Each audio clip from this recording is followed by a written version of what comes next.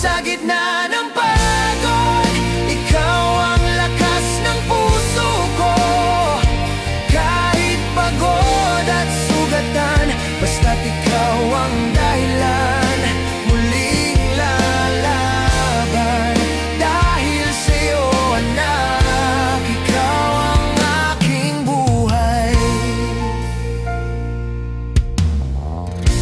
Ang dami ng online na trabaho, ngunit tila di pa rin sapat ito.